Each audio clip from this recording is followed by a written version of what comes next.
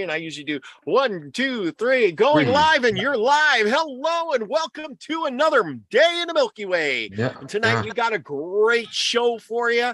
Hopefully Mandi Moo is coming. She's running a little bit late, but I'm sure she'll be here soon. We're going to put it at that. And in meantime, we got Dalibor Suchi. Thank you for coming in tonight. We're going to have a pleasure. great talk. And we did a little prep before the show. And we were talking about the way the world works and the universal laws and how they the controllers that be use these universal laws to govern us. They use the laws of hermetics, and they use these simple basic things that we have that we don't even think about because we're the common folk. Exactly. And these are usually laws that are hidden in plain sight. They're relatively simple, and as a matter of fact, they're so basic that they're pretty much the staple of all the children's fairy tales that you find, like the Grimm's fairy tales, and the allegorical stories of that type. Like traditional children's fairy tales have a lot of these truths encoded in them. Even nursery rhymes like Jack and Jill went up the hill. I mean, you could probably do a whole show on just that one poem. Yeah. Oh, yeah. Well, the thing is, and I think there's a lot to it. And I've read one guy's theory on all of this.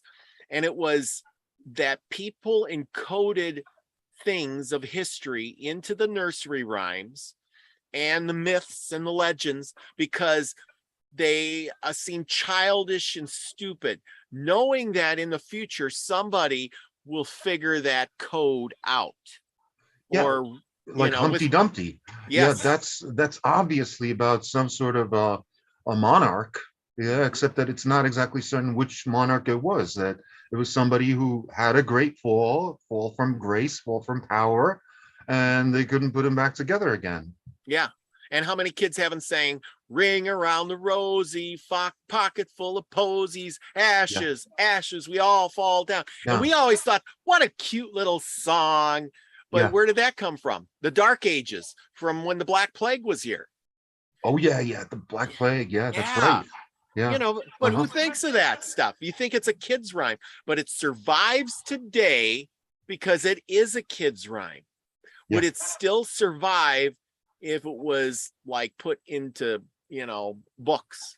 Nobody would pay attention. Yeah, if it was stated in a manner that was way too complicated, like some equation, then we might not even recognize it for what it is, yes. Or even you could use the reverse logic, like what if it is an equation and it's encoded in the form of like a nursery rhyme? Yes, and that it could be too. I mean, there's a lot of those, what's her name, sat down with a spider, came down. Little Miss Muffet sat on a tuffet, eating her curds and whey. Yes. Along came a spider who sat down beside her and frightened Miss Muffet away. Away. Yeah. So now what's the hidden? There's a hidden meaning in there, and we spiders take it have as 8 legs. We take it. Yeah, we take it as the obvious. A spider web, Miss Muffet. It's harmless. Yeah. But if we dissected that, would there be a hidden code, like a numeral code? Would there be a Fibonacci code in the numbers? It could be talking about like protons, neutrons, muons, positrons. Yes. You never know. Yes. Well, back to the universal laws that are out there. Let's name some universal laws. Well, I would say the first one would be mentalism, and that is that essentially a lot of world philosophies like Buddhism feel that this entire realm is a mental construct, that it's actually a living dream, and that just like with shared dreams, where if 2 people share a dream, they both control 50%, they each control 50% of it. But if this is a waking dream, then that explains a lot, because that means each one of us only has 1/8 billionth of the power to change that dream, that collective dream. So, and though you bring that up, what I heard, and I don't know how many people heard about this, but I learned about it myself today. I think it's called a soulist. Have you ever heard of that? A soulless? How would you spell that? I'm not, SOLAC? I don't know. It's like it's a religion kind of thing, meaning that you are the only one in this universe and everything is here to entertain you. Nothing else is real. It's Mhm. all a hologram, and you are the only real one. Well, yeah, to entertain you. I mean, that sounds like it's coming from the perspective of someone who's higher up on the social scale, because Yeah, somebody who doesn't have like tooth pain, back pain, yeah. Well, that but sort I of mean, thing. you're here in this world. It's like a Mhm. video game. You're Yeah. God, and you're here to be entertained. And when you lose your guy, you just go and get another guy because you are the only one. Mhm. Nobody else really exists. You don't exist. This other guy, all these people in the chat room here, they don't exist. It's just me. Yeah. That's it. You are here interacting with me, but you're not really real. I'm just an aspect of you, and you're just an Yeah. aspect of me. Yeah. But see, And that ties in with reincarnation, and a lot of religions accept reincarnation. As a matter of fact, even early Christianity went yes, so they far did. as to partially accept reincarnation.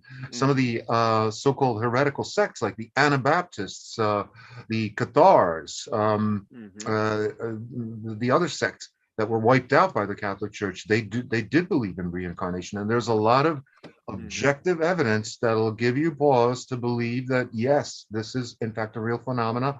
I personally have undergone a process of regression and have discovered some interesting Oh, things about myself. oh, Yeah, wow. I have in fact been reincarnated, except that from my experiences talking to other people who have been through regressions, the fact that if you're a male in this life, there's a higher chance than average that you will have been a male in your previous lives. That don't that I There's only one life that I remember in the past where I was a female.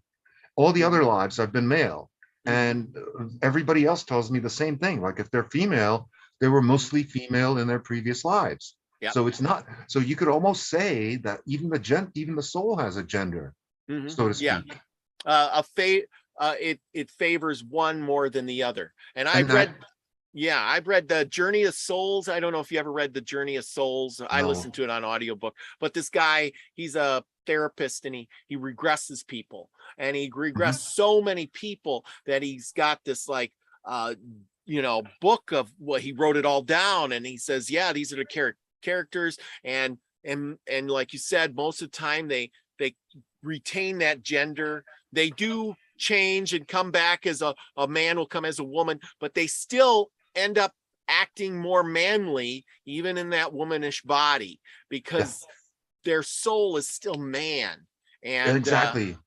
Exactly. And it's also, see, the thing with these past lives also follows the seven hermetic principles, and one of them would be cause and effect. And cause and effect is just a mm-hmm, different way of saying karma, or mm-hmm, it's a simplified way of saying karma. I'll give you a really good example of karma. In one of my previous lives, I was an office worker in the Russian Ministry of the Interior under mm-hmm, when Lenin was president of the Soviet Union. Why? mm-hmm. Because at that time, in that previous life, I was an ardent communist. Oh And wow. now, as punishment for that, I was born in 1968 in Czechoslovakia during the Soviet invasion of my country. And in so doing, I was punished through my family and all the hardships that they went through under communism for the evils of communism. In other words, it was my way of atoning by reincarnating in that life. It was my way of atoning for the evils of communism that I myself had promulgated in a previous existence, Mm-hmm. which I think is profound. Yeah, yeah. Well, see, here's another. This is my own opinion. Thought. Well, I kind of justify why we are incarnated, that we are coming here to experience, is because the one thing that I know for sure that everybody does, other than any other animal on this planet, is we try to make each and every life last as long as possible. Mhm. Not that we have compassion for the other person, but we try, like, even if you got old and gray, you're gonna they're going to give you pills, and they're going to give you comfort and keep you alive, put you on a machine if they have to get every single minute they possibly can out of you. Even though they know you're going to die, you ain't going to be worth a shit, ever. He's a vegetable pretty much. You can blink one eye, he should be dead. Let's just suffocate him and save the trouble. No, we are going to preserve him so he can blink that one eye and breathe some more air for another 10 years if we have to. So he can experience this world some more, because he's got a mission here for some reason. Yeah, I guess so. Yeah, and that ties in with a different subconscious, or I should say very old legend, and that's the Garden of Eden and the tree of the knowledge of good and evil. What is the tree of the knowledge of good and evil? It's basically your ability to make the decision as to who lives and who dies, what's good and what's evil. And we've decided as a collective human incarnation that human life is superior to other forms of life, like cows, pigs, and bacteria. So, we've made the decision that bacteria is evil. We have to get rid of it. So we invented, antibiotics, antiseptics. We've invented hygiene. We've invented all these things that animals don't do in order to preserve that human life. Except, if all these 7 hermetic principles are to be followed, then there's karma and payback for killing all those pigs, cows, bacteria, and what if there's a collective organism on the other side in the 4th dimension or the afterlife, whatever you want to call it, composed of like a super organism of all the bacteria that humanity has ever killed, and that's getting increasingly mad at us for having killed it unjustly. That's something that just occurred to me. Well, and that's the thing. We are, we think we're number one in the universe, but I don't know. I don't believe that we're top of the totem pole. We don't have the intellect for that. I totally agree. We are so full of pride that we think that we're at the top of the food chain and that we're the most intelligent species of life on this planet. We really don't know. First of all, you can't even measure intelligence. You can't. You can measure stupidity pretty well, but you can't really measure intelligence, because the standard IQ test only measures your ability to do stupid things like mathematical operations, rotating objects in 3D space, and word games and stuff, basically crossword puzzle stuff. So it doesn't really measure any practical skills. So how do we know that we haven't overlooked a skill in making the determination of, okay, this person's smart and this person's not smart? That's pure hubris and pride. Well, there was what was it? Guy was talking about it, and I heard it was very interesting today. I did a lot of research, but he was talking about how there's a difference between being smart and you're intelligent, right? You're intelligent. That guy's an idiot. That guy's got a lot of common sense, but you're intelligent. But does that bring great wisdom? Yeah, exactly. What is wisdom? What is wisdom? Yeah. Wisdom, back to square one. Wisdom is intelligence that is applied to doing something. So like if I have great wisdom, I may know how to drive a car. You may know how, read a book on how to drive a car, but you've never done it. You could describe it and all that, but you've never applied that knowledge. It's applied knowledge. That's wisdom. Yeah, exactly. So that does that mean if I got common sense and I can drive the car because I'm using my common sense? Yes. So you're wise because you have common sense. Basically, yeah, that makes sense. That does make a lot of sense. But there's other measures of intelligence. I would say one of the measures of intelligence and wisdom, where you can't really distinguish between the two a lot of the times, is being able to get what you want at the moment, being able to get your own way. And generally speaking, they say that among the homeless population or whatever, there's a lot of really smart people and stuff like that, but are they wise? Because is that when you add it all up, is that in conformity with their will to live in such discomfort and in such deprivation? I don't think so. In other words, a really wise person would make it so that they have a roof above their head, and who can do so using as little effort as possible. Yeah. Yeah. Yeah. Yeah. So the thing is when you gather, we were talking about the hermetics, and we're talking about this universal knowledge, and or the unit, not knowledge, universal laws like Yeah. gravity. That's a gravity applies to everybody and everything, and it doesn't care who you are, what you are. It's always the same. Right? Yes and no. Yes and no. Like let's say you're a virus particle. You're so light that your buoyancy is actually significantly affected by the density of the air around you, where you can just float for like miles and miles and Yeah, but it's still eventually you will come down to earth because you're floating on the particles of air. It still has weight. It will be attracted. It has gravity, yeah, right? yeah. Yes, but Uh-huh. gravity doesn't care if you fall off a cliff, no matter. Or gravity affects a rock, and then gravity affects planets. Gravity affects everything Hmm. universally. It's some even on a microscopic scale. You Hmm. know, laws of action and reaction. Body in motion stays in motion until another thing stops it. You know, Yeah, a until body. acted on by another external Yes. force. Yeah. Yes. And in a body at rest stays at rest. Those I believe those I haven't figured out. I wonder how many is there. Well, there's a couple of basic ones like that. Yeah, Um, and those are the basic ones we know, but mhm. how many?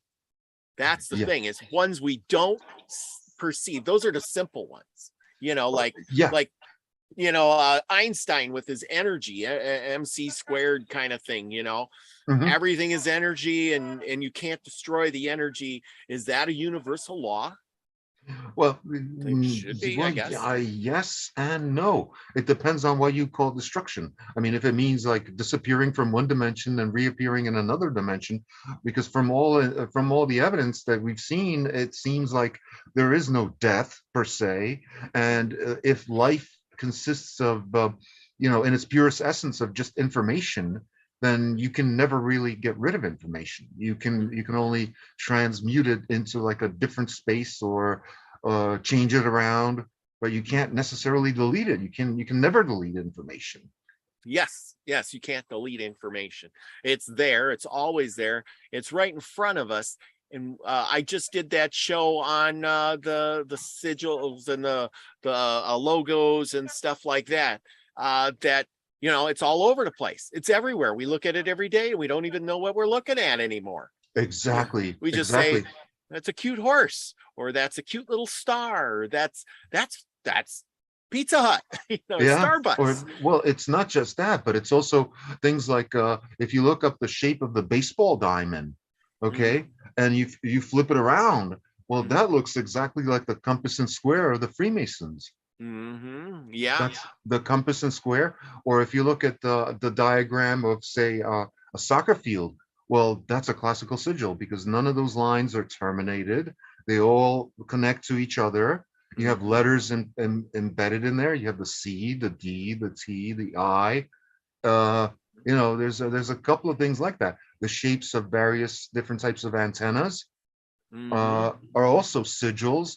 I mean, yeah, there's Mm-hmm. definitely something to be said for sigils, that they're all around us. Oh yeah. Uh, or it's interesting to note that the original flag of the United States had 13 stars in a circle. Yep. Well, the flag of the European Union is the same thing, except it's 12 stars in a circle. Mm-hmm. Yep. Uh, I'm gonna look at this up so we can show everybody. Uh, L of the. Okay. Okay. Here we go. Images. Oh, I I love doing mean, this stuff when we can show people things, and then we yeah, can because show most that of flying. them aren't You know. may not be familiar with the European Union flag, which I refer to as the Star Spangled Asshole. Yeah, I gotta look that one up too. Okay, so this is the original, Yeah, flag. If you haven't that's the seen original that, flag. Yeah. in a circle. Uh-huh. That is kind of The cool. European one is the same exact configuration on a blue field, except the stars are yellow. Okay, which one am I looking up? What's it called? What would it be called? EU European? flag. Okay. EU flag. Oh, here we go. Comes up right away. It's like I'm looking for it. Okay. And we'll go to that. I don't know how we got on flags, but there we go. Look at that. See? Exactly the same. Mm-hmm. Yeah. Change the background a little bit. And there And you go. the red and white stripes on the American flag, that comes from the flag of the Venetian Republic. And the Venetian Republic, if you remember, that was the longest lived republic ever in the history of mankind. And one of the reasons why they existed for so long was because they were based entirely on commerce. It was basically a business-based country. Mm-hmm. And second of all, they forbade all politics. They forbade all political parties. And it was basically like an oligarchy, a government of the rich. Mm-hmm. Wow. Yeah. See, that sounds like what Ukraine just did, didn't they? Like the guy got elected and he jailed everybody, and Hitler did the same thing. Hitler did exactly the same thing. I know. Yeah, it's like kind of like a rolling thing to do. I mean, that's the thing. It worked, and they do it again and again and again, and that was the part I was trying to get at, is these people do it again and again, and how do we figure it out? We got to know the basic steps, and once you get the basic steps, you can move to that. The knowledge helps you get higher and higher on the scale, and to avoid something like that in the future. Because don't forget that Hitler came to power democratically. He was elected, but he only became a dictator once Hindenburg signed his enabling act, so-called. And enabling acts gave him so-called emergency powers, and that enabled him to rule using what we would call in the American context as executive orders. Except, back then they called them edicts. So, that's exactly the same thing. Like those executive orders were not meant to be used, every day like the presidents of the modern era tend to do. And they do. They use, and we just follow in line. Exactly. And they rule us through those basic universal laws, like, reaction. Every reaction gets action gets a reaction.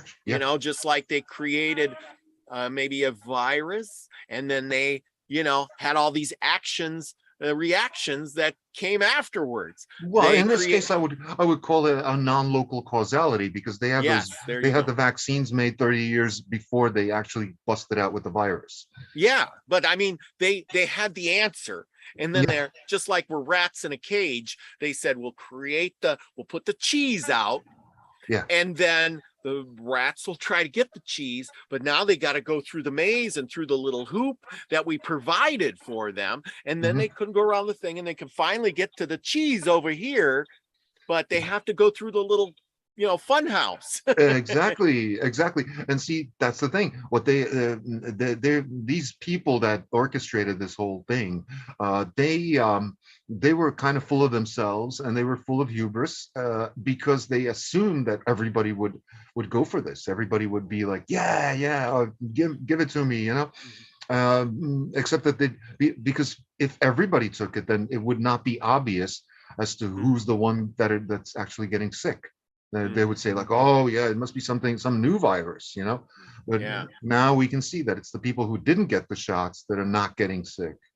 Yeah, absolutely. But now it's, the water's over the bridge already. They captured their rat in the cage with the cheese already. Basically, they don't need to. Oh, we got a lot of people coming in. We got getting a full house tonight. We got Trina Phoenix, who's in the house. Lucky Smith.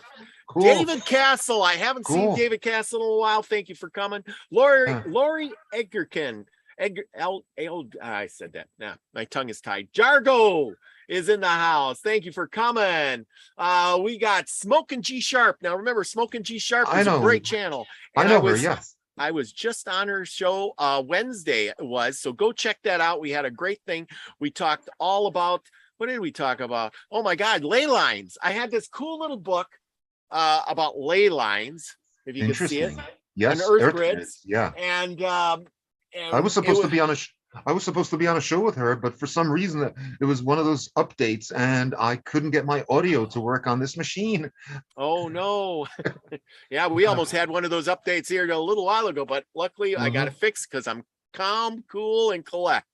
Hmm. But it was a good show. We didn't, well, the thing is if you follow the whole thing, we realized that the earth could be a living body because It the is. earth has these grid lines. And then when you look at it, we have the same lines in and around us too. Yeah. So Oh, go yeah. go check that show out, everyone. It's great. Divine Empress is in the house. Thank you for coming. And let's see, I hope I didn't miss anybody. AKA Morning Star Elderberry is in the house. I hope his chickens are doing good.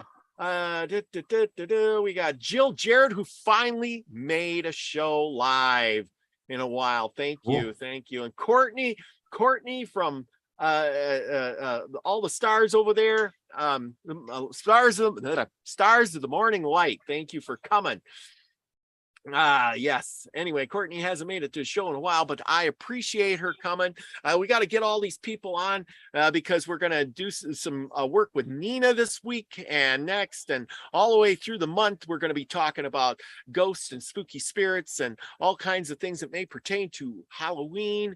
And who doesn't love Halloween stuff? And then we're going to start dressing up, and we're going to have costume contests here and over there. And it's going to be a lot of fun because we like to have fun for everyone. And who doesn't Sure. like to dress up as somebody else, you know? Well, see, that's interesting because it's celebrated in the United States, but I've never seen it celebrated over here. Even though the stores, they do sell like Halloween candy and stuff, but I haven't seen anybody in costume here for Halloween. What they do here is in the early spring, they have this thing called Fashing, and it's like a religious holiday. I think it's the first day of Lent, where Mm-hmm. it's like carnival and people dress up and they do parades and they get Mm. really trashed and stuff. So, but that's the only time you see people doing costumes. Yeah. Wow. See, I guess it's derived into an American thing Yeah. because you know, Yeah. I read about it, and it started out as a Celtic thing, and they called it Shamash or Shemita or Shmati or something like that. And Hmm. I did a show on it the other day, and it started out as a festival with the Romans and stuff, and they dressed up and and burnt fires and things like that. So it morphed, and I think it took over because the propaganda of the system figured that they could sell candy, costumes, and make it a fun day when it was kind of a something else. And Yeah. it was a Yeah. day for the dead. And Well, the that's what Day it, for the Dead is November 1st. That's the day yes. after. So Yeah. that's the eve of the Day of the Dead. Yeah. So And it's just as important as the Day of the Dead itself. It's just like here in Europe, Christmas Eve is more important than Christmas Day itself. mhm, yeah. Yeah. How crazy is that? I mean, Hmm. yeah. But that's the thing. It just, I think these companies, they get together, they think, how can we sell this and make people, this is what it boils down to, what we're talking about here with Hmm. the brainwashing. Our brain is like a computer. They put input in through the eyes and our ears, Hmm. and then it programs us. You get programmed. Hey, I need to buy candy. Look, it's Halloween. Look at all the costumes in the store. Look at all the candy on sale. I gotta Yeah, buy. I know. Really? Yeah, You're gonna I eat know. that much candy? I Really? know. Nobody eats that much candy. Well, And over most here, of the big candy festival is Easter, and beginning of the year, it's already at the beginning of the year that they start with the Easter propaganda. All the stores are all decked out in Easter, and it's just like with Christmas. Christmas starts on October 1st around here in Europe. I Mhm. mean, pretty much starts on October 1st. Yeah. Yeah, well, I seen Christmas cards up in the store the other day too. It's like you forgot about Halloween and Thanksgiving. Thanksgiving. Yes, Yeah. exactly. Well, we don't have Thanksgiving here. No. No, yeah, all different kind. People don't realize. I think the people in the United States are just so ignorant to things like that. They just think, I think it's Thanksgiving Day in Canada, like yesterday or day before or something like that. But here it ain't till the end of November, and you guys don't even have it over there. Well, we have here in Germany, the 3rd of October is traditionally like the Day of Unity. That's when East and West Germany hooked up in the Anschluss in 1990, which again was like an annexation of one country by another that was not accompanied by a referendum, yet nobody seemed to have a problem with this. Everybody has a problem with Russia annexing Russian-held territory like Crimea. They don't want to recognize it, but the fact that Germany, which actually caused 2 world wars and was broken up specifically as to not cause 2 additional world wars, just reunified in 1990, and nobody had a problem with that. Yeah. And in so doing, it cost West Germany about 3 trillion euros over the last 30 some odd years. And it's also caused massive brain drain and brawn drain in East Germany. If you go to East Germany, it actually looks worse and poor, compared to West Germany, and it looks even poorer than some parts of Eastern Europe. Wow. And it's all because of that, because all the smart people and all the competent people, like people who knew some kind of a trade or whatever, they moved over to West Germany so they could earn West German Deutschmarks initially. And then they just stayed. They never went back. So nowadays, when you go back there, only about 30% of all the houses are inhabited. It's all like just people holding it just for posterity's sake and as like a financial reserve.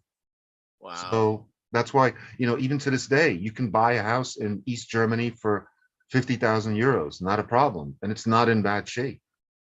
Wow. Yeah. Ain't that crazy? Yeah. It's just cross the line kind of thing. Yeah. Amazing.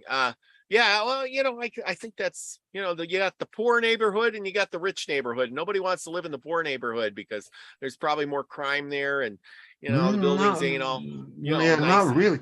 No. I wouldn't say there's more crime there. I mean, I've been there many times because I was looking at houses, to buy for, rental houses or whatever in the past.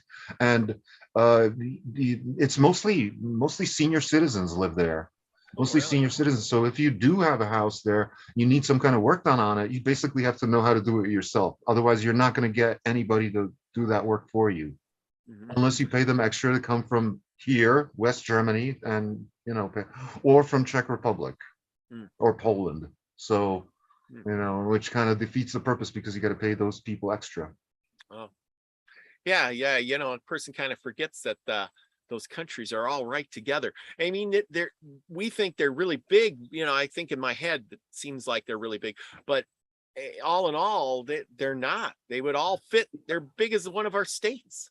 Exactly. You could fit all of Europe into one US state, and that would be Alaska.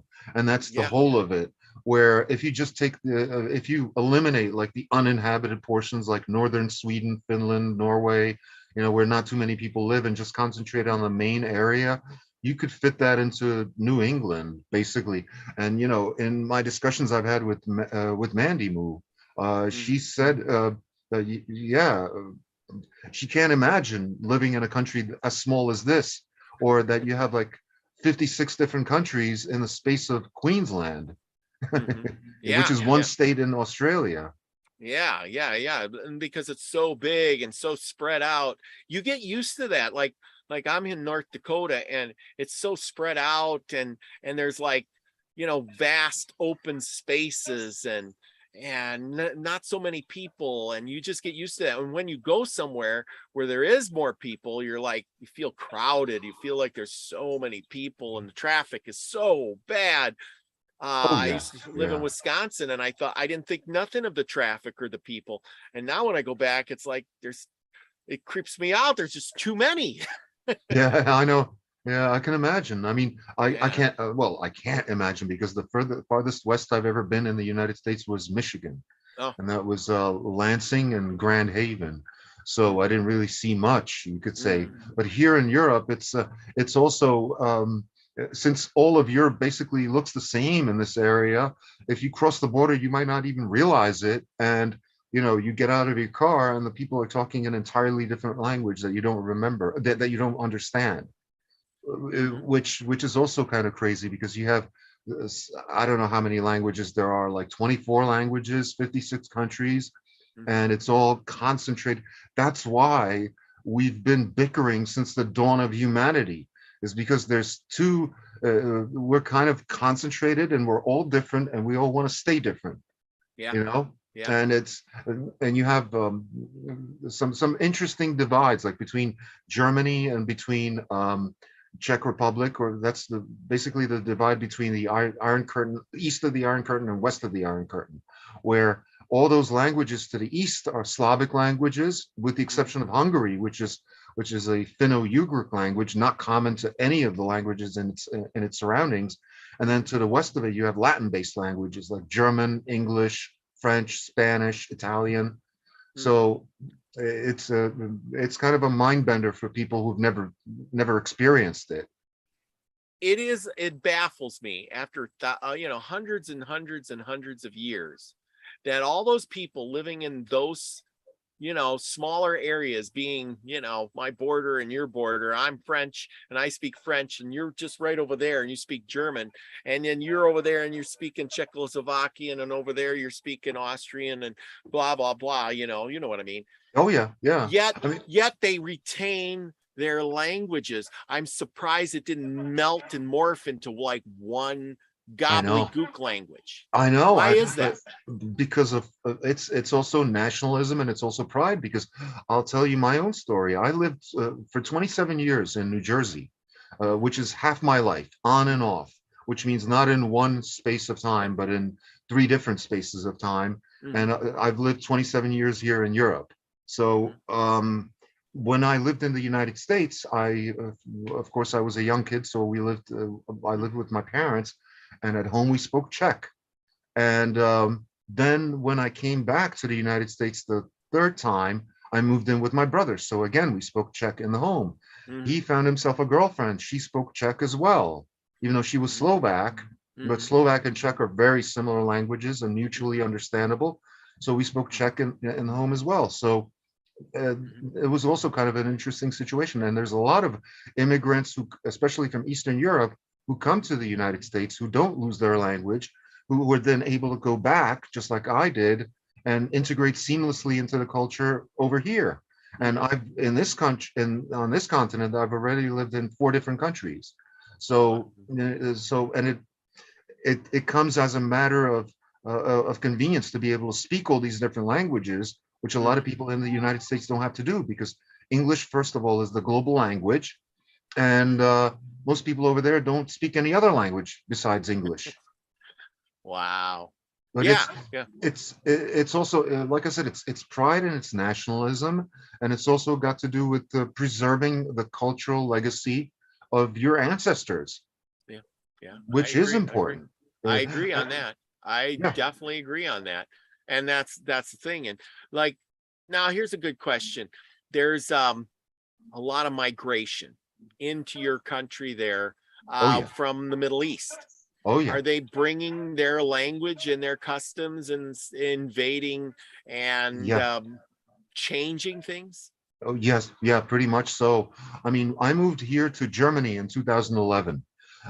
In late 2011, and 2012 is when all this migration started.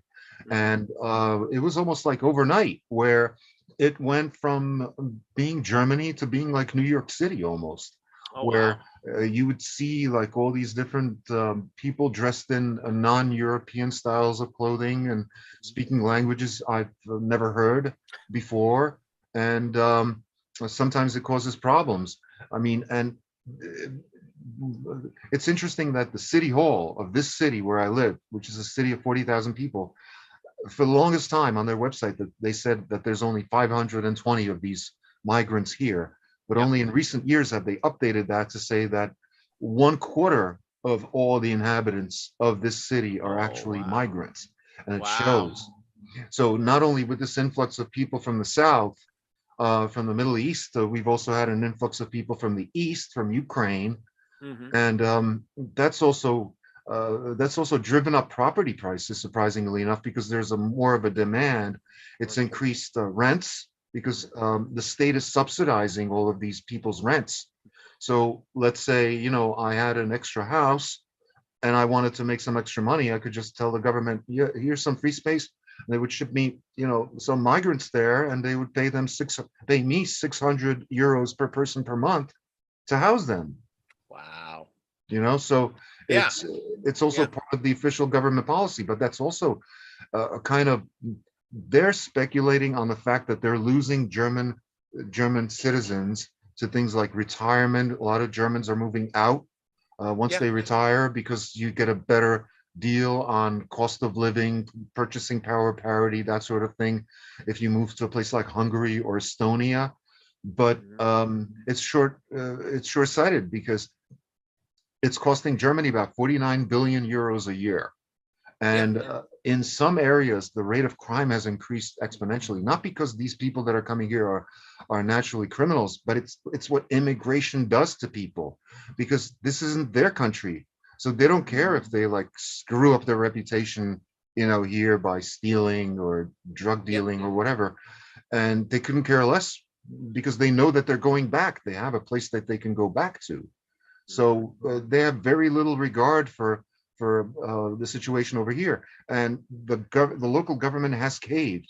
Like, for example, if you went to the hospital, there would be a crucifix in every room, Mhm. and that disappeared like overnight. All the crucifixes disappeared, and Wow. also if you buy things like salami in the store, it has the symbol of a pig on it, Wow. just to make sure that they understand this contains pig meat.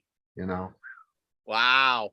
yeah. Yeah. See, that's see, that's catering to the immigrants, and Hmm. then you're pushing your own people out, changing your country fundamentally. You said 500 and some people, that fine, they can integrate, Yeah. but when Uh-huh. you a But not quarter, 8,000. Yeah, yeah, not not 8,000. Yeah, you put 8,000 in there and it's like, wow, now they're filling up those houses that, like your house, it might be empty, and you fill it with those people. That means people that have lived there their whole entire lives, raised their kids, their children, go to rent a house and there's none available.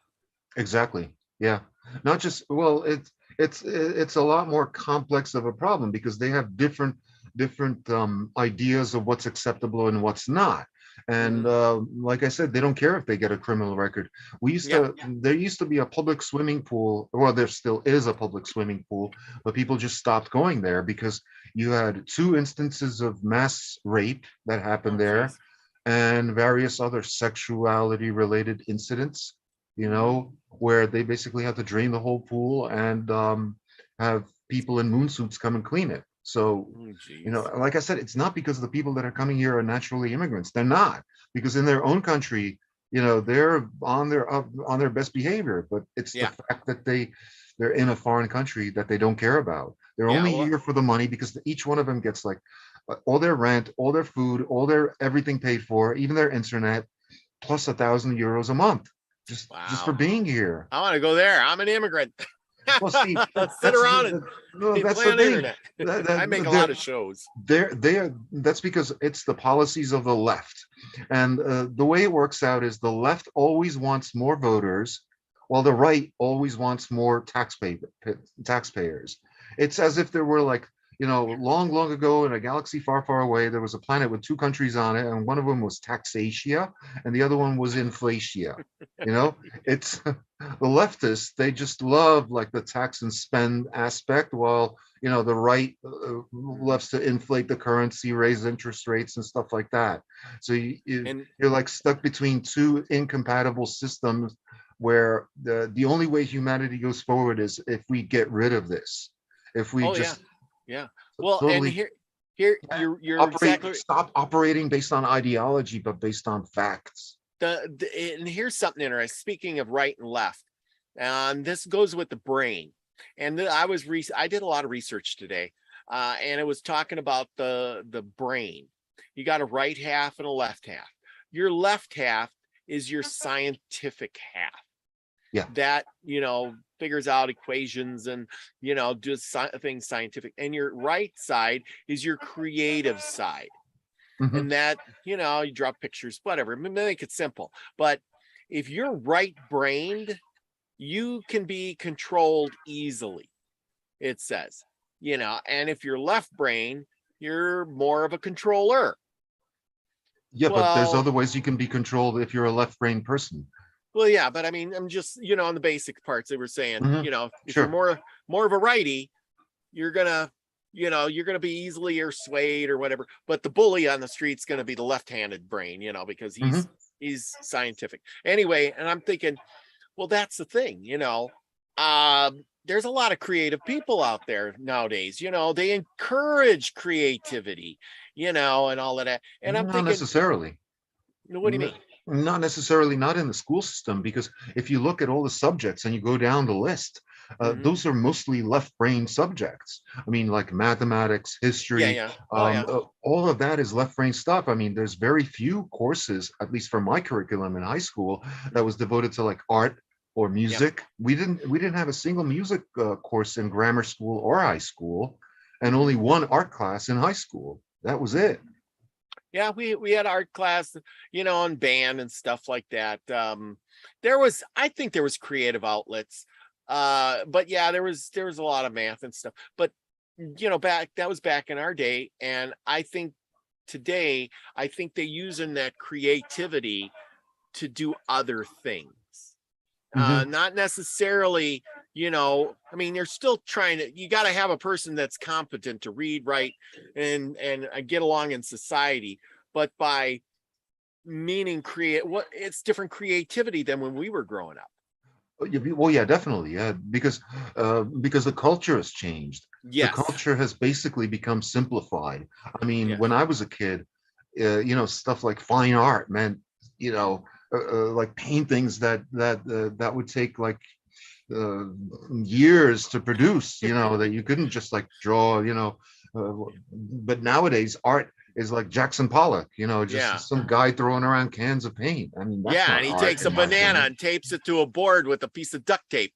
You heard Yeah, about that one where the guy went, "Oh, yeah, look, banana," and he grabs it and eats it, and it's like, "But that's the art," and it's like, but "Well, just that's put another banana back. I'm done." yeah, you know yeah, I mean, that's the mentality, the creativity. And then, like these cross dressers, they're pushing this transgender business and blah blah blah and all these different things. That is using their right brain to be creative and then screwing people up, you Well, know see, that's what I call a standard deviation.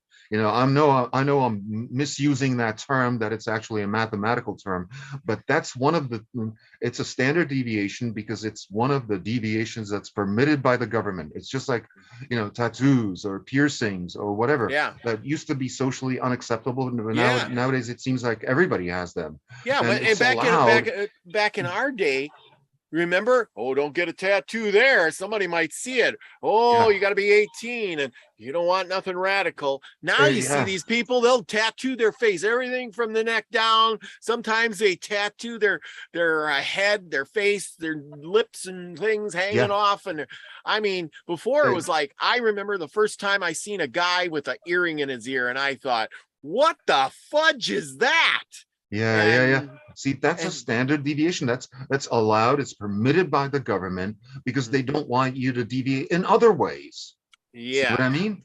yes. They want to give you the illusion that you're being creative by doing all these like I don't know how to say it, uh risque things, like getting a Hmm. tattoo or something like that, when in reality it's become mainstream. So Yes. uh, well, if you really want to be unique, what Mhm. you really want to do is be unique up here. And that's one Yes. thing, they don't want you to be unique They up here. don't. They want you to be thinking just like they are, the CNN thinking, the The Scooby-Doo logic. Well, Yeah, yeah, that's what I was saying before. The programming, we get it through the eyes, we get it through the ears, and then yeah, we're like a computer. The input goes in, yeah, and then we calculate, and then it comes out in our actions and our beliefs and our all these other things, because we were programmed to believe that that is right.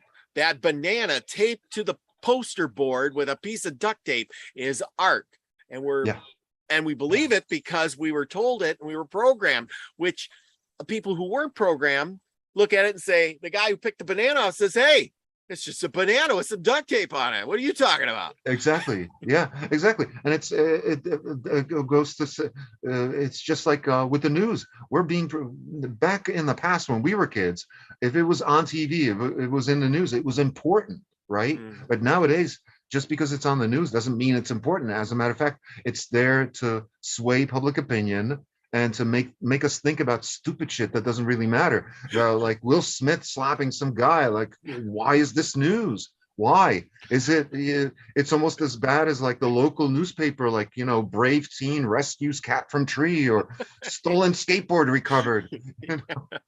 Like, why do we have to care? So, you're so right. You're so right. You know, it's the obvious right in front of our faces. Now, I'm going to refer to that thing I was talking about the other day, the last Inca I did on my Indian myths and legends, but it was so obvious.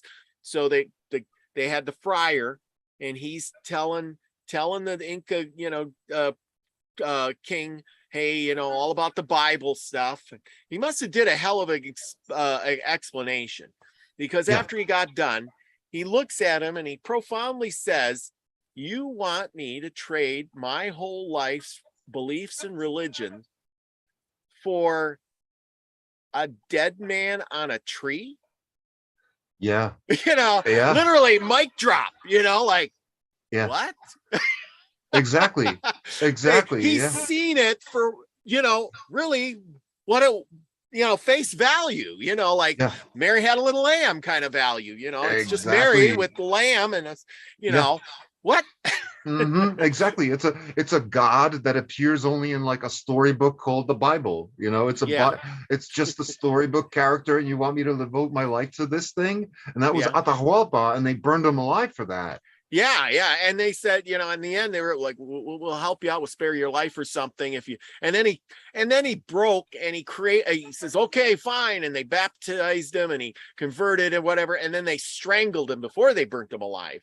And I thought, did they? Oh my gosh, you idiot. You know, all I kept thinking is you know, big, strong leader, and you caved at the end because of fear, because of the fear of death. You know, it's amazing what people will do for the fear of death. Yeah, I know. You know? I know. See, that it's also the abandonment of logic and the abandonment of personal experience, and accepting at face value what's reported to you in things like the news. You know, like what I said about the immigration situation. That's my personal experience. I've got other experiences regarding that. You know, and that's made me form the opinion that I've come to, that it's not a good thing, and that basically immigrants from everywhere go home and stay there. You know, with very few exceptions. That's one of the reasons why I want to move back to Czechoslovakia, back to Czech Republic, because I've come to realize that this isn't where my mission should have taken me ever. Yeah. You know. It's been made abundantly clear to me that a lot of Germans don't like the immigrants, except that publicly they'll never say so. Because why is they're also too cowardly. They're also too cowardly because they're cowards. They're not going to say it to their faces because they're afraid of getting their head chopped off with a rusty butter knife or something. But they will make it known to somebody like me, who's an immigrant, because they know that I'm not going to retaliate because I don't have a whole gang behind me. Isn't that something how that works? Yeah, exactly. You know, and you got that. The mission. Gosh, now I was on something there. Never mind. I had something there, and it was right on the tip of my tongue, and now I forgot what it was. I'll remember in a second. But see, the thing about Europe and why it's more complex than the United States is not only because of the whole language thing and the whole turf wars and turf interactions between different people of different cultures. We've always had waves of immigration here. I mean, Yes. that's nothing new. As a matter of fact, like the Celtic people used to live in the area that's now known as Bohemia, but they started shifting westward and ended up in the British Isles. Mhm. And just like you had the Scythians or the Etruscans who came from the steppes of the Caucasus region, which is around Ukraine, Mhm. migrated. Half of them roughly migrated into what's known as Italy today. The other half migrated into the Levant or Mhm. Israel, Palestine, places like Mhm. that. So that's not nothing new. We've had waves of immigration before. Mhm. It's I would theorize that the reason why this has happened so many times before is because I think this is the true birthplace of humanity. And I base that on just a couple of things. I know it's a primitive idea, but this is the only place on earth where you don't have any poisonous snakes, no poisonous insects, no Mhm. plants that can kill you on contact. Well, why is that? Because humanity has taken care of their extermination just by its very presence and by Yeah. its activities. They've Mhm. exterminated this way before there was any green movement like, oh, we got to save the cockroaches or whatever. No, we just eliminated. The most poisonous snake here is the adder, which, yes, it is poisonous. And if it bites you, it can kill you, but it only kills about 2 people per century. It's not that bad. Mhm. So basically, even as regards wild animals like lynxes and wolves or whatever, not that big of a deal.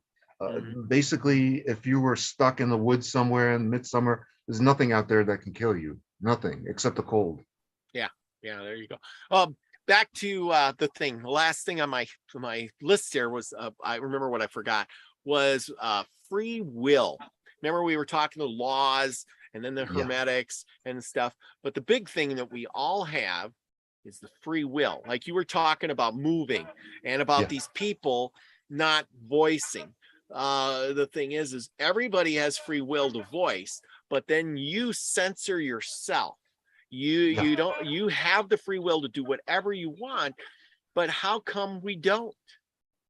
Well, because we take other people's experiences at face value, and if we see somebody else who's been punished for their opinions, we think that that applies to us ourselves.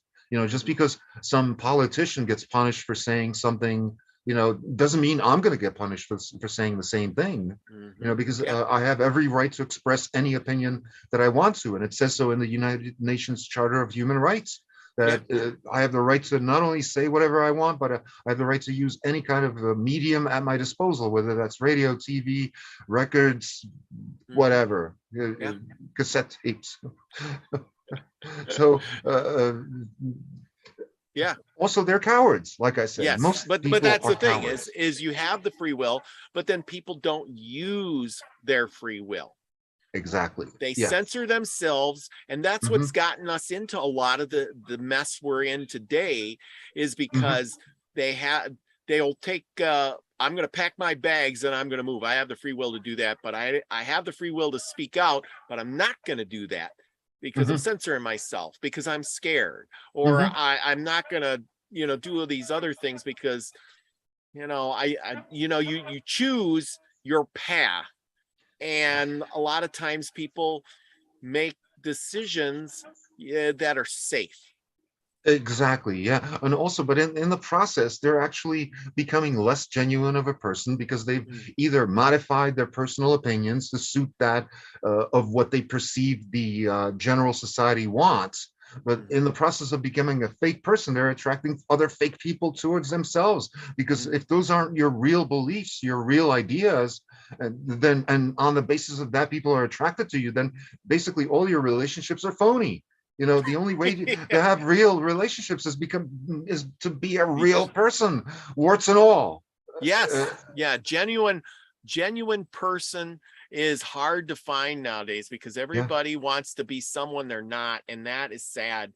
um it ties in with the celebrocracy and the worship of celebrity.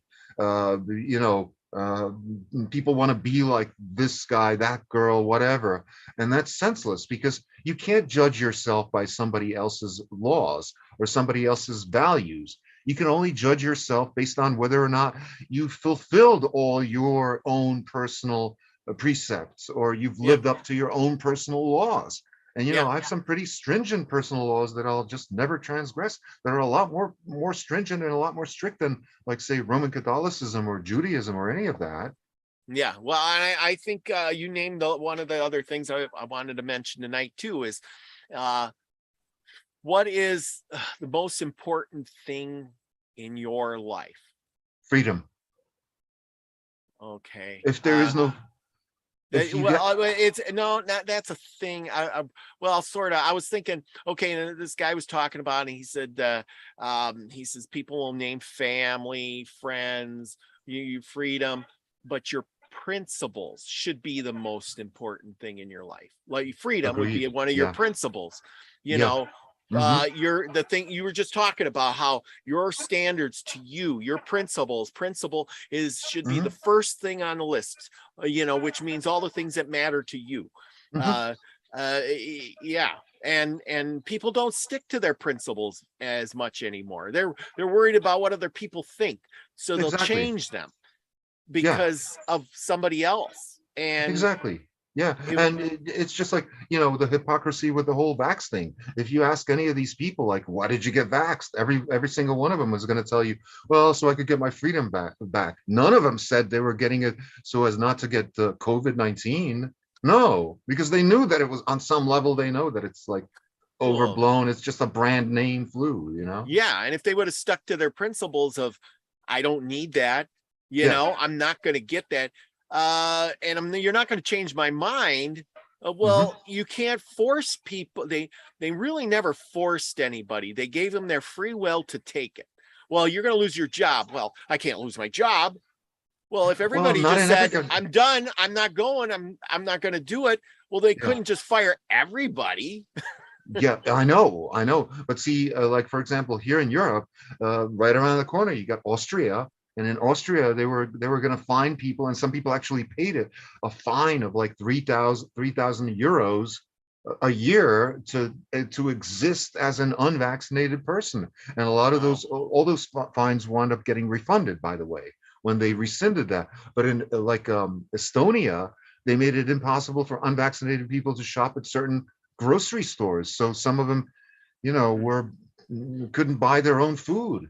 I mean, I was relegated towards the end. I was just so sick of the mask Yeah. that I couldn't wear it, that I had to actually hire an old lady to do my shopping for me.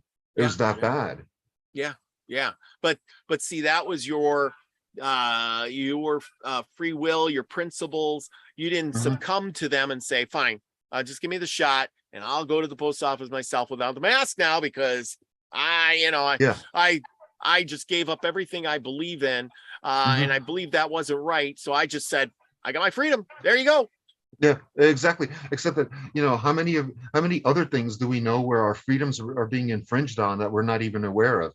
Things Yeah. like electromagnetic radiation that's making us sick, things like Yes. fluoride in the water, things like GMOs, things Yeah. like chemtrails. Everything is designed to make us sick and less healthy, so we become customers for the corporate medical establishment and the corporate state itself. Yeah, and well, the thing is we bought into the propaganda. I remember when I was a kid. Oh, fluoride, good for you. It's for your teeth. Fluoride, fluoride, fluoride, fluoride. Oh, Fluoride was a good thing. You wanted to have fluoride. Oh yeah, here I got this mouthwash. It's got fluoride and it's good for me. uh, let, I'm let drinking me like tell crazy. I'll tell you a secret. I haven't used toothpaste in 30 years. Wow. I don't use toothpaste Hmm. because you don't need it. Hmm. The only thing you need is the toothbrush itself. I mean, I do use baking soda. Hmm. I wet the toothbrush, I put it in the baking soda, I'll brush my teeth with it, and that's all. Why do I use that? Because the baking soda neutralizes the acid byproducts of the bacterial fermentation. Hmm. And I haven't eaten sugar in 30 years.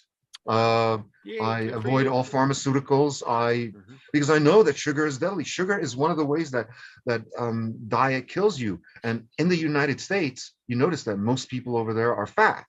And why Yeah, is they that? are. It's in Yes, they are. everything. If you look at the list of ingredients, everything contains a high fructose corn syrup. Even like meat products, even things like salami that you wouldn't expect contain it. Bread contains it, salami, It's in cheese. your ketchup and mustard and Yeah, barbecue sauce yeah, and yeah, I was on a no sugar kick for a while so I could lose some weight. And man, when I was like, everything, I was down to, I'm drinking like I do still yet. I drink tea, unsweetened tea. sure. Otherwise, oh my gosh, I used to drink a lot of tea, but it was always, oh, the sweetened tea because it tastes good. But you know how much sugar is in there? Just as much as a soda. Oh yeah, oh I'm yeah, like, oh my yeah, gosh, yeah, well, I'm like, I'm going to cut out eating bread and I'm going to cut out all the jams and jellies and I'm going to cut out maple syrup and all. You know what? Wow, that was be good. But then I'm like, oh, I'm going to have some chicken. Well, you can't put the barbecue sauce on. What? Oh, yeah. I'm going to have some French fries, but I can't have the ketchup Ketchup. because Yeah, it's got so much, sugar. What?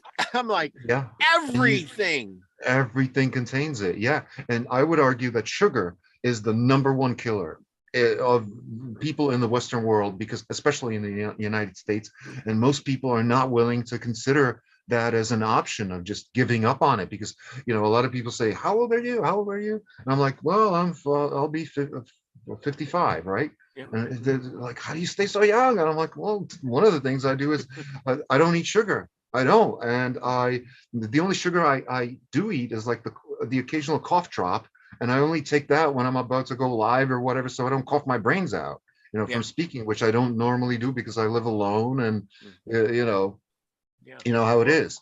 Well, yeah. Oh, definitely. And you're right. The sugar is terrible for you. Sure. I did a little research on that and it said like back in the 1800s, a person maybe ate 5 pounds of sugar a year. Even that's a lot. But Yeah, and see, that was back in the 1800s. But then, yeah, and then now we eat like over, I forget, it was over 100 and some pounds of sugar a year per person. I'm talking per person. And it's that's like, insane. holy mackerel. I That's mean, insane. that ain't, that's like, oh my gosh. I can't even lift that. Yeah. But see, here's the thing: there's carcinogens even in the cosmetics. Like, I also haven't used shampoo in Mm, over 30 years. And if you wow. notice, I don't have any bald spots, nothing. I got nice, good hair. I don't use shampoo. I just use soap and water. That's it. You don't need it.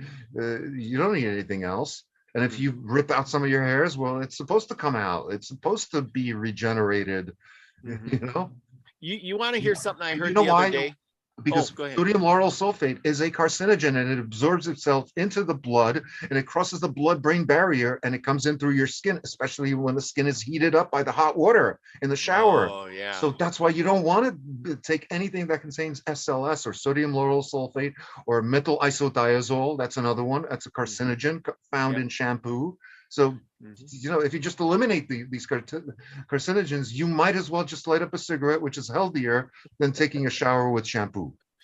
I recently have switched to this oil soapy stuff this lady in town makes. And I am scheduling her, I think, for the 22nd of October show. And I've been using the product. And it is wonderful. It's really a good. My skin feels better. Mhm. Um, and I feel better.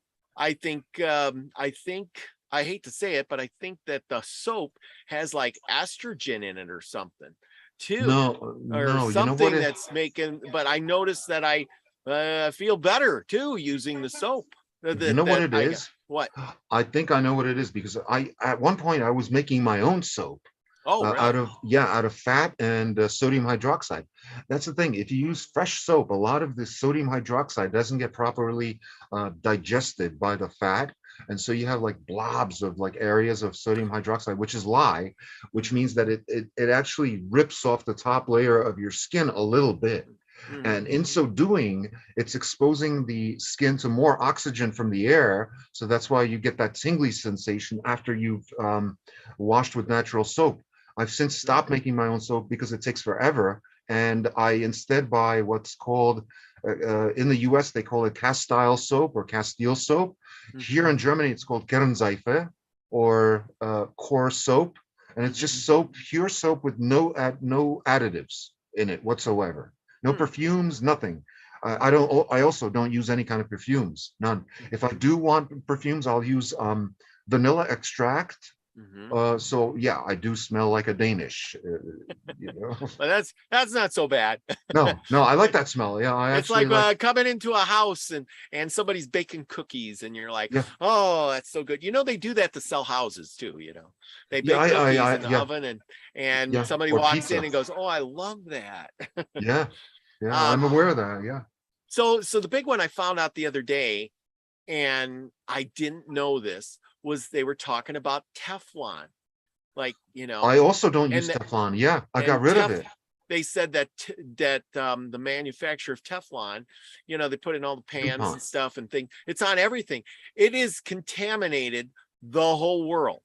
They I said know. it's in everything, all the wild animals, all the Yeah. waters.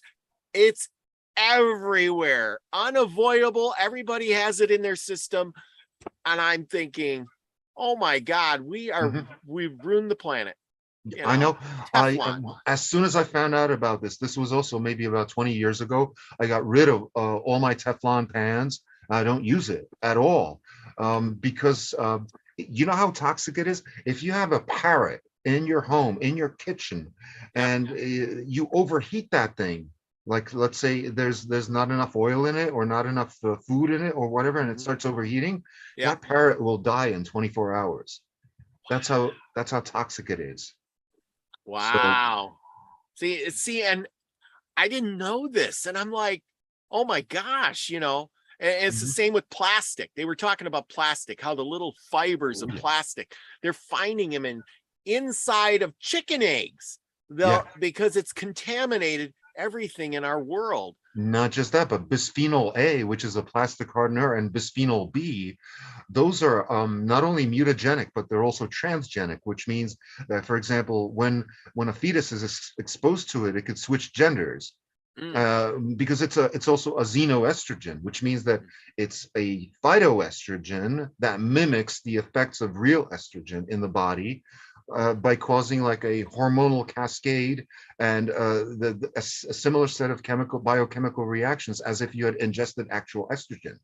So wow. what you want to do is to avoid contact with it is not to use the microwave in combination with anything plastic. Mm, So I do have a microwave, but if I'm heating stuff in it, I use a ceramic bowl and nothing else. yeah. I'll Yeah. never like put a plastic container in there, even Yeah. though And I I'm, do use plastics. Yeah. the funny part is back in the day, man, that was the thing. I remember the first microwave my mom got. She went to town and went to a microwave class, and she come home and she's like, "We're gonna cook everything in the microwave," Yeah. And Yeah. she Yeah. made a cake and she made food and we heated up butter and oh my gosh, we could put it in a plastic cup and all of a sudden, we got hot stuff and plastic, plastic, plastic. Who knew, And then all of a Yeah. sudden one day she did some research and she says, oh, that microwave's bad. I'm Yeah. throwing it out. Yeah. Yeah. No Yeah. more microwave. I remember I myself was like amazed that we got our first microwave in like 1981, I think. Mhm. And my mom was like, watch this, this is incredible. And she made a BLT sandwich with like a raw egg, raw bacon, put it in the microwave. And sure enough, it came out like all well done, I'm like, oh my God, wow, or Mhm. what a miraculous thing this is. Mhm. But Oh it yeah. Yeah. it's not just the microwave, not just the microwave radiation is transient. It doesn't stay within the food itself, but it does alter the molecular structure of the water in that it has the same effect as if you recall the rice test, where you have Mhm. like the good rice, the neutral rice, the Yep. bad rice, has the same effect on living tissue as like the bad rice, as Wow. focusing a negative intention. So you Mhm. want to avoid using that as much. I use it only a minimum. But the Yeah. greatest source of bisphenol A is not so much plastics, but thermal paper, like what you get from, let's say, a receipt like this. See, Yeah. that's the worst. Uh, Really? yeah, it's the shiny part that contains all the bisphenol and that gets into your skin. So you want to, get that off with something So that's like, why the guys, the people at the cash registers, ringing up stuff and handing you the receipt are wearing rubber gloves nowadays. yeah, yeah, Wow. possibly because of that. Yeah. Wow. Especially since they switched over here in Germany, they all switched to the blue paper. Because if you notice, I'm handling it carefully. It's blue. Yeah. It's not white. Oh yeah. So, Wow.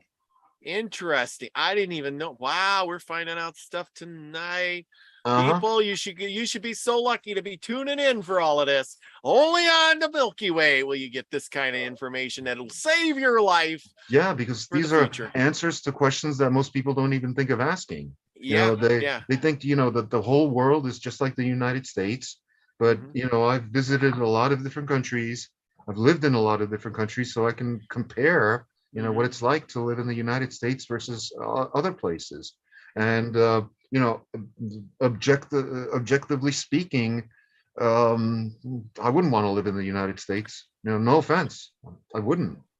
Yeah, And yeah. if you speak to Americans who have been here like as service members who have made the decision to like stay here, they'll say the same thing, that they're not going back. Mhm. They're Yeah, not. I mean, in some ways, once in a while I look around, I think, wow, why are we doing the things that we're doing? That's why it says a lot of us around are programmed through their news. Yeah. It doesn't matter what show or TV show or news channel you turn on. It's like somebody has a news feed and ships it out to all of them and says, this is what you're going to say tonight. Yeah. And you can say it any way you want, just as Uh-huh. long as you say this.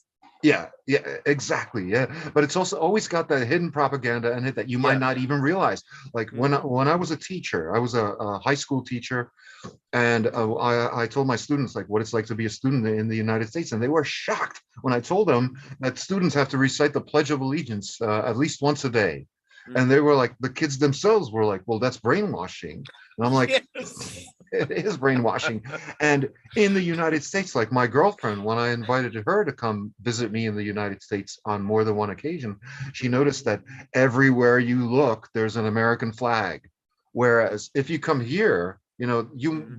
you might spend a whole month here in Germany with me and not even know what the German flag looks like. Really? Really. Yeah. Wow. Whereas in the United States, it's like everywhere. It's like waving, even in a men's room almost, Yes. People wear it. I know, like for instance, at my work, we can order our shirts, and it'll have our name of our company on it. And now you can get it, and there's a little American flag on the side. Yeah. It's like, Yeah, yeah, yeah, yeah. And it's always like that subliminal thing, like Americanness is next to godliness thing, this whole God bless America. When have you ever heard somebody say God bless Germany or God yeah. bless Belgium? Mhm. You would think that they were kind of conceited for saying something like that. Mhm. But Americans say it all the time, Yeah, and yeah, they do. nobody bats an eyelid. Nope, nope. Yeah, I was listening to that. The guy was speaking of Blatton and Eyelid. The guy was talking about the U.S. and he compared this, and he says, the U.S. dropped 2 atomic bombs on Japan, Hmm. and everybody was good with that, even though they dropped them on cities and killed thousands and thousands and thousands of civilians, right? Yeah.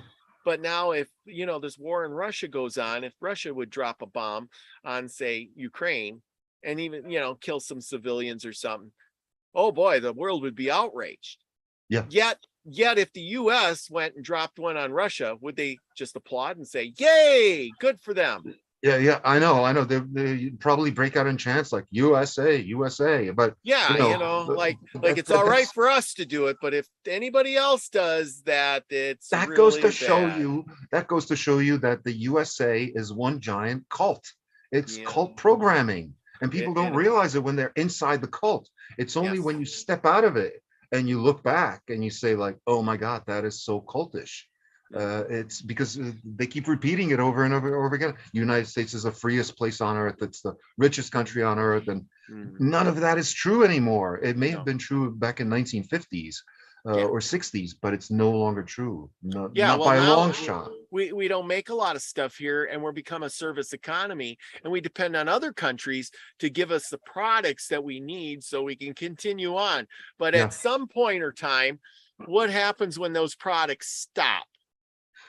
Yeah, exactly. What happens when the whole rest of the world gets fed up and the US dollar loses its value and they're no longer interested because the US only produces two things, and that's weapons and US dollars. And when people no longer want those US dollars because they're worthless, well, they're going to want something else. And Yep. if the US can't produce anything else, then they're basically screwed. Yeah, Uh, yeah. Yeah, they were talking, especially in Germany. I don't know if you, well, you probably know because it's big there. In Germany, the guy was talking about BSNF in Germany. BASF, yeah. BASF. Okay, that's it. BASF. Sorry, got it wrong.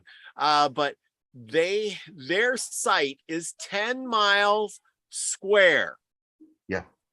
And they employ 100,000 people. They've never shut down since the 60s, and they use like 1/3 of all the gas that Germany needs. And I'm thinking, and they produce all these products, and if they ever shut down, they may never be able to open it or run it again or something like that. And I'm thinking, what? Yeah. Yeah. Basically the biggest corporation in the country.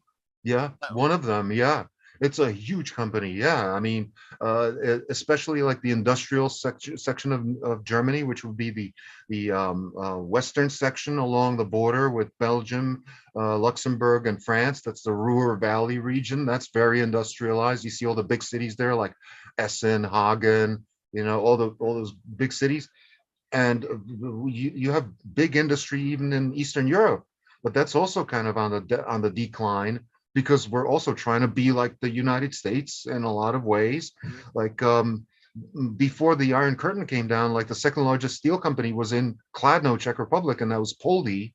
And that one building is like almost 5 kilometers long, which is like 2.5 miles long, one building.